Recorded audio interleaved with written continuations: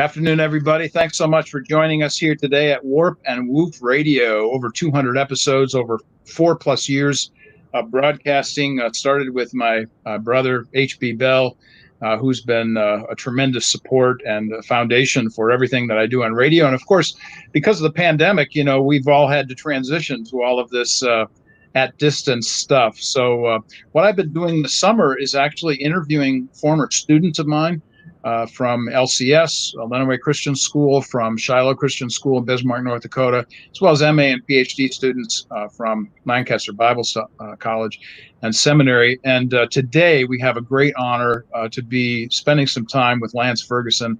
Lance flew some F-16s for America and Afghanistan. Man, thanks so much for joining us here today. Thanks for having me. I appreciate it. So tell us a little bit about yourself. Give us some bio, and we'll go from there. Sure. Well, as obviously, as you know, our paths crossed back in the 90s, and being my Bible teacher there for 4 years at Lenawee Christian School. And then after I graduated in 98, I headed up to, went off to Cedarville University down there just east of Dayton, Ohio. And that was really where I got the bug to fly. Great Christian University, mechanical engineering, but having grown up on a farm and working with my hands and working construction to pay for my schooling, I just couldn't see myself sitting in an office. And it just happened to be about 10 minutes up the road, there was an F-16 guard base, and they would rage over campus and make noise. And I thought that was awesome. So I literally went to my dorm room. I was like, what does it take to become an Air Force pilot? 4-year degree, some of those things, and that was it. About 6 months after I graduated, I started officers training school and then pilot training. And I was fortunate enough to do well enough with the skills God had given me to get the F-16, which was my number one choice. And then in 2006 now, I moved over to Italy. It's my first combat assignment. That's where I met my beautiful wife, actually on a Christian singles website. Her name is Lana. She was living in Munich, so just on the north side of the Alps, and I was stationed on the south side of the Alps. We kind of did the email long distance thing for a while, started dating. I deployed, came back, put a ring on her finger, and then I brought her to visit my family. Yeah, actually, it was about July of 2007 that we came back to the States, and then we were married in Italy later in 2007. That's fantastic. Yeah, so that was essentially 3 years in Italy, and then South Korea for a year, back to the States. Our two oldest kids, Liam and Lily, we stuck with the L theme. So Liam and Lily were born in South Carolina. And then I finished up active duty in 2015 while stationed in Germany. And that's where our youngest, Lewis, was born. Two oldest are bilingual in German, and we love Europe. So spent 6 of my 12+ years on active duty in Europe. So as I approached the end of my time in the military, life, family, work, military deployment balance, all in there. Had a 5, 3, and a 1-year-old at the time.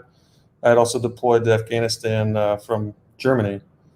My wife and I just felt God just tugging on our heart to maybe do something more with our skills. And not that serving the military in America wasn't important, but he tugged on our hearts enough to kind of leave that behind. I transitioned into the reserves in a non-flying capacity.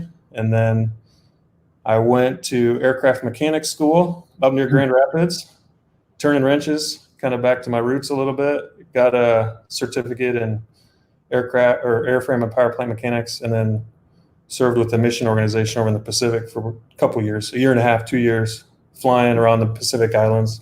And since then, come back, we've settled back down in the Dayton, Ohio area, and I've transitioned into the civilian type of flying, American Eagle recently, and then I was actually supposed to start with American Airlines the end of March, but as we know, the virus hit and everything got canceled. So I'm actually talking to you from Florida, which is where I do my reserve work, and we've been down here for 6 months, and come October, we're trying to figure out the next step and the way forward. But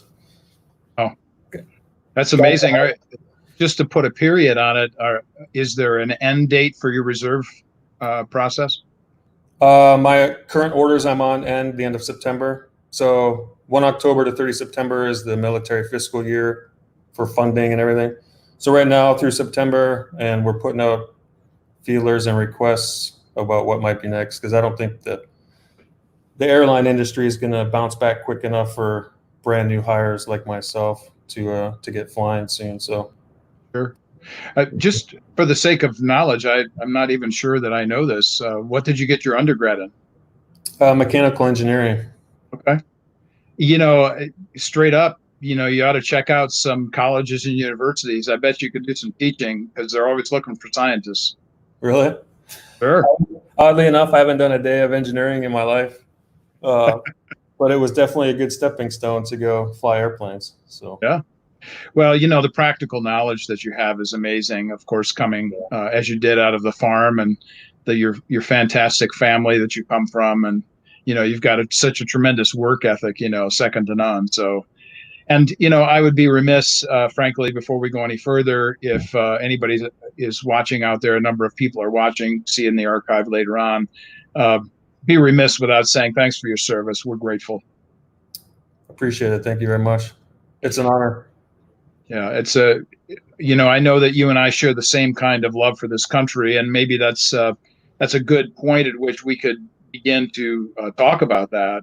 Um, the importance of the military, why defending America is so important. Let's kind of riff on some of those themes and see where that goes. Sure.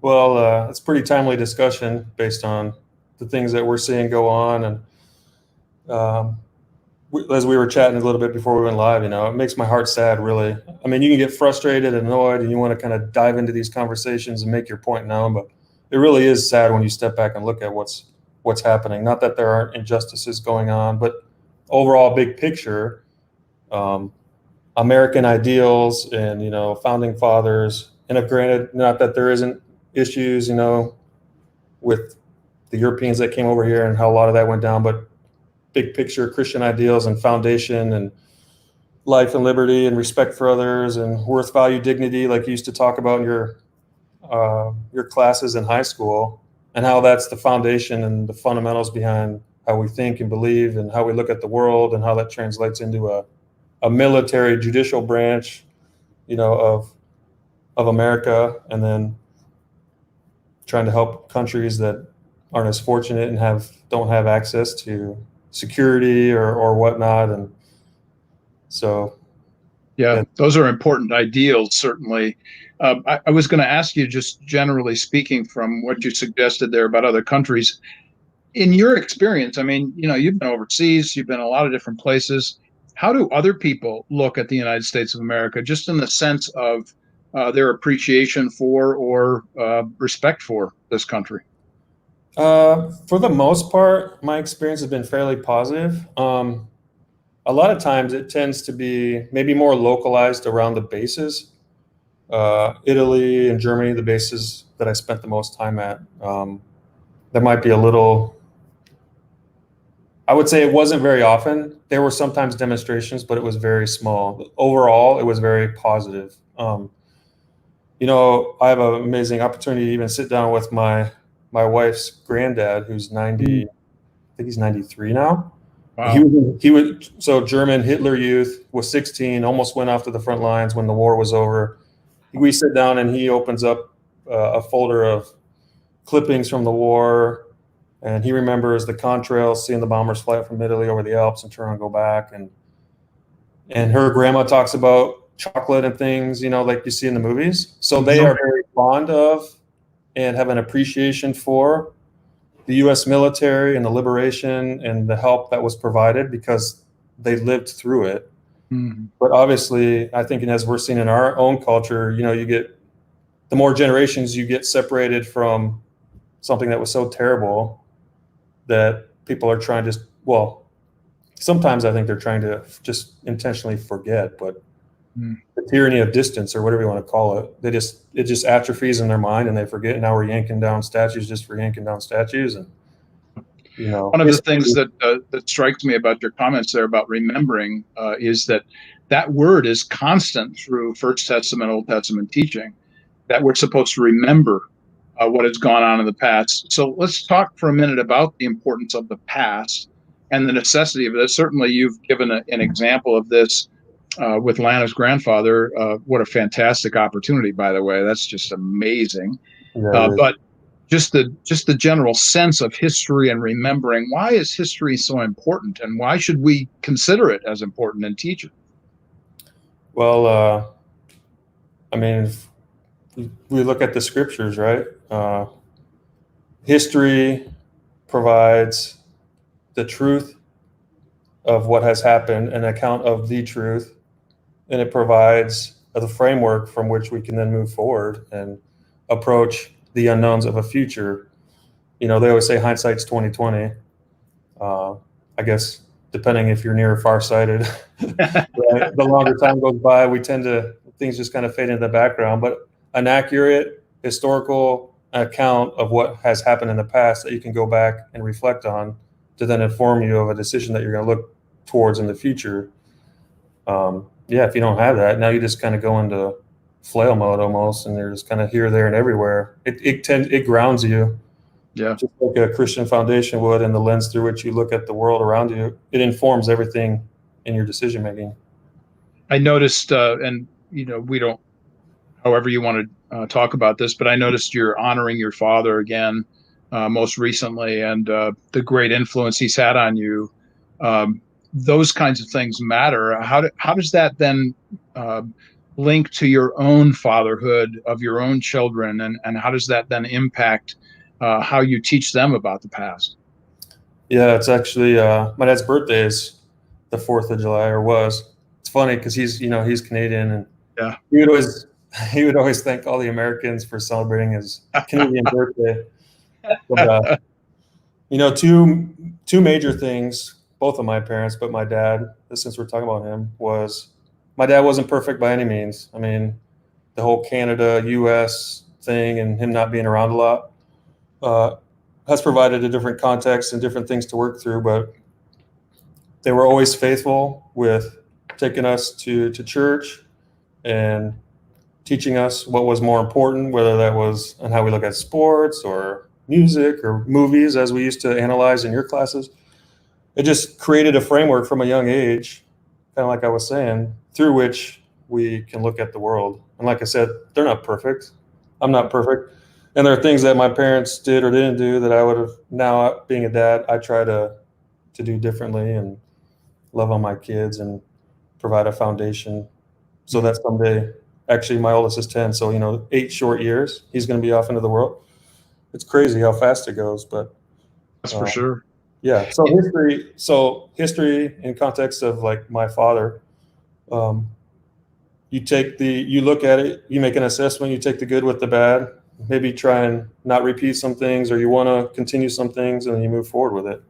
Yeah, it matters, certainly. And I always knew that you had a tremendous respect and love and appreciation for your folks, and certainly kudos to them for raising such a fine family. And your background, and just hearing you talk about the F-16s flying over the college, and your interest in that certainly was mesmerizing, I'm sure.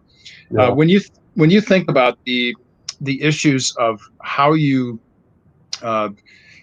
honor your country or care about the future of this country, what are your thoughts about the U.S. going forward? Oh, that's a pretty big question, but I think it starts in the little things.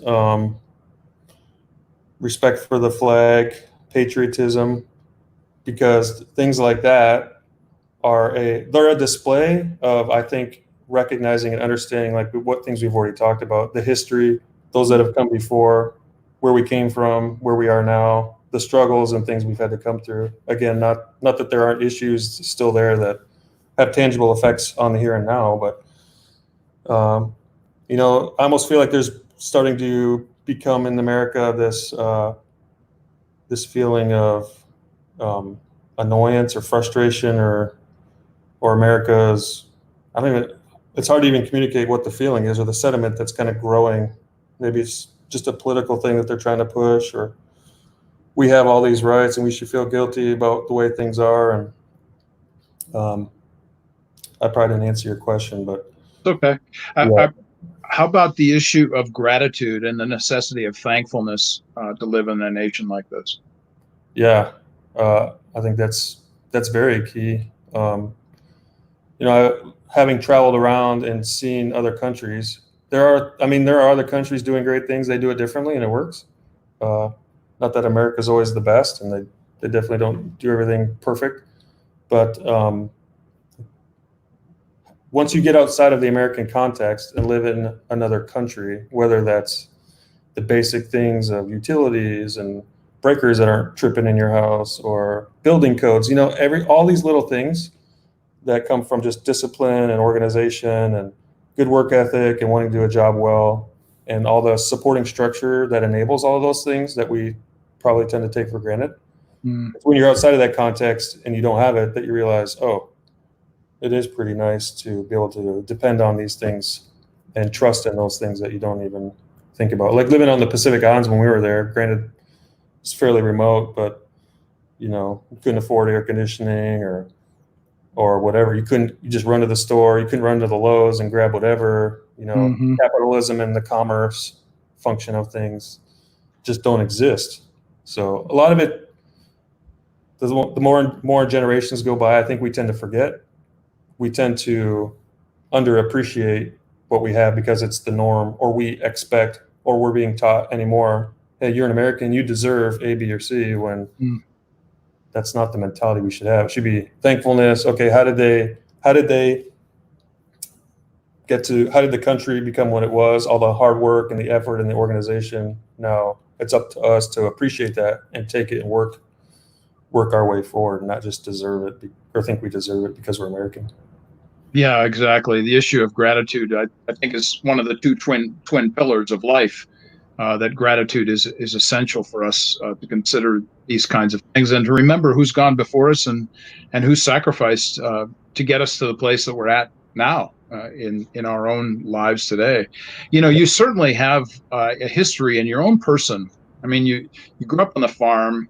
You understand construction. You've been in other countries. You've seen so many different things and experienced so many different things that, quite frankly, not everybody gets to experience. Tell us about some of the baseline characteristics that you think that you've had the privilege and the honor of living in this life. What are the things that God has gifted you with, and the opportunities maybe that He's gifted you with to do the kinds of things that you've done? Well, I've had this conversation a lot with my wife as far as how I feel that God speaks to me, and like the scriptures talk about in His creation. I mean, some of the places we've lived, northern Italy by the Alps, Germany, over in the Pacific, tropics and things. Just it amazes me that when you walk around in some of these places, uh, makes you feel small, as I think it should. But it also it's just so awe-inspiring that when you look around and see all the complexities above the ocean, below the ocean, up in the mountains, the rivers and the streams, and just the massive things that are there. There's no way that it could just happen, or just throw a little more time into the equation, right? And it'll just figure itself out.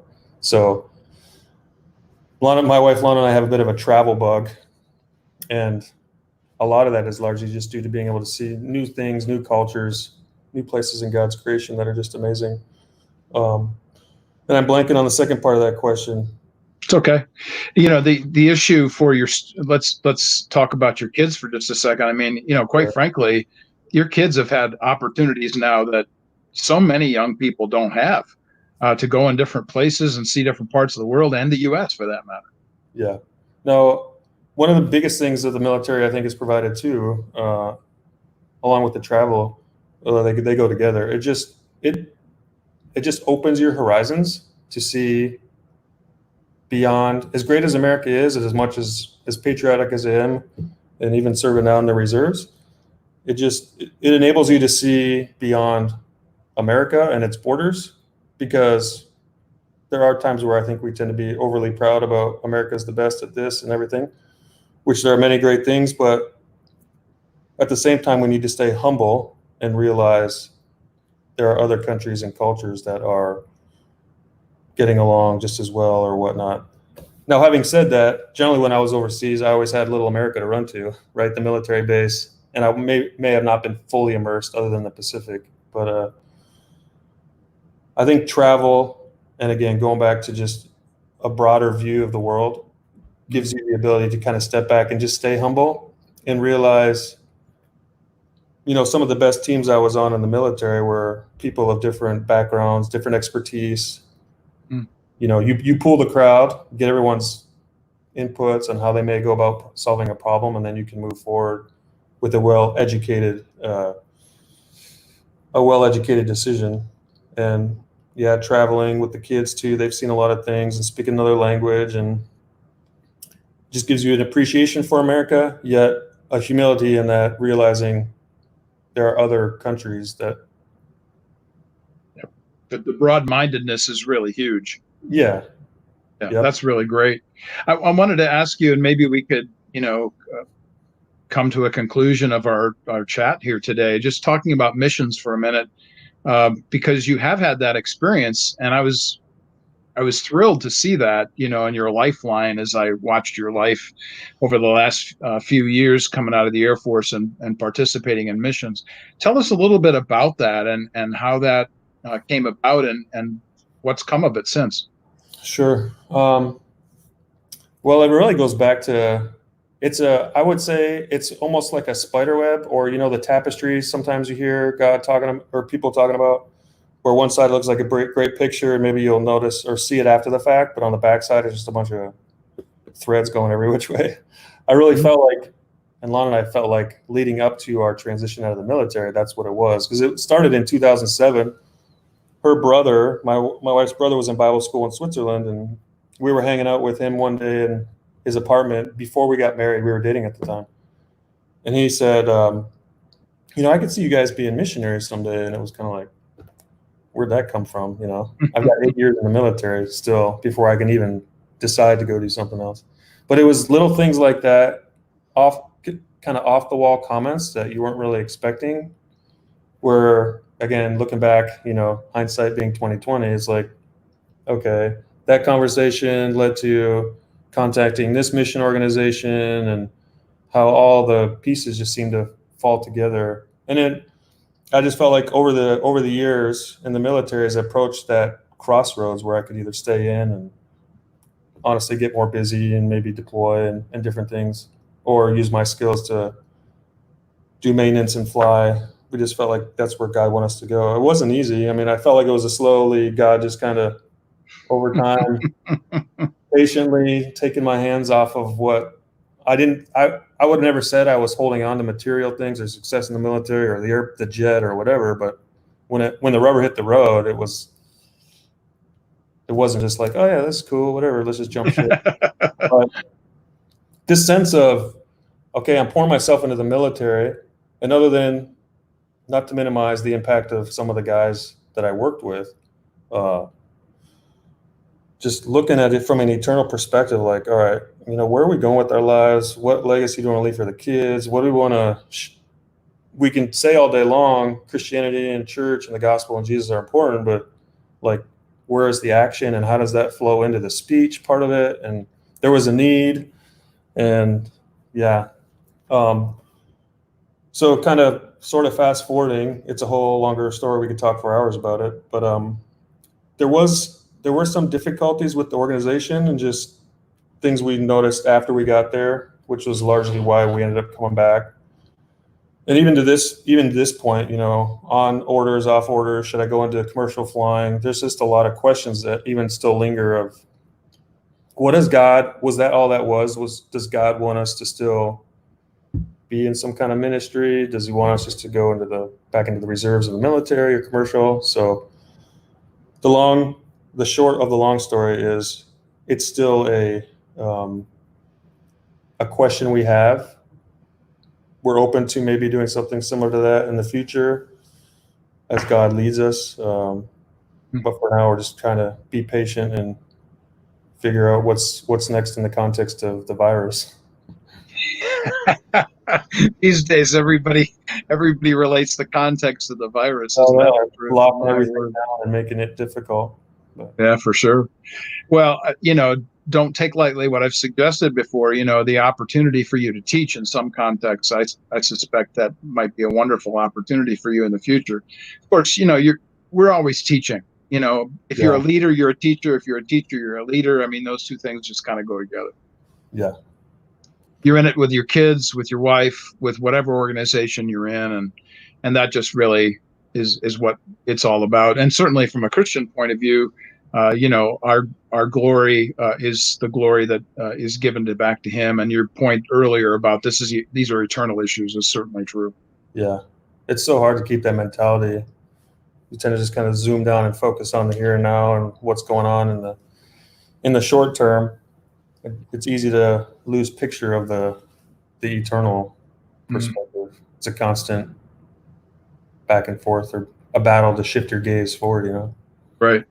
Yeah. Living within the context of the world that God has made, and then understanding that there is this mission and kingdom that transcends all of this planet, much less, our personal lives. And Yeah, I'm mindful. I'm sorry, go ahead. I was saying, my wife Lana and I have a joke when we get into these discussions, like, should we go here? Should we do this? Should we move there? Like, how is the virus going to affect it? At the end, we just kind of wrap up the conversation. We're just like, come Lord Jesus, like, There you we go. long for the day, when all will be made right and the curse will be lifted and the virus and all this stuff won't be. Yeah, there you go. I'm mindful these days of that line in Acts 13:36.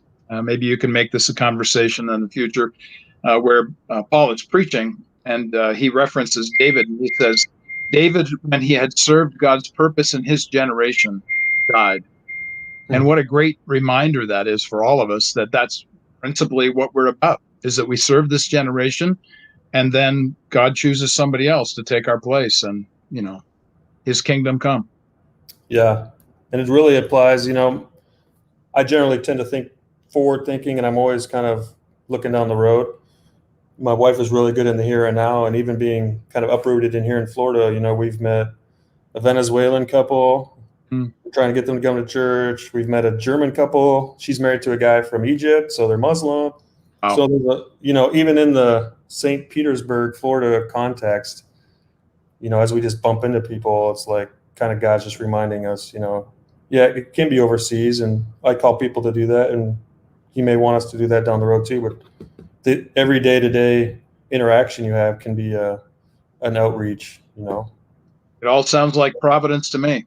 Yeah, providential good fortune, as you always used to say. That's right. There you go. Well, Lance, thanks so much for taking the time today, spending some time with us here ahead of the 4th.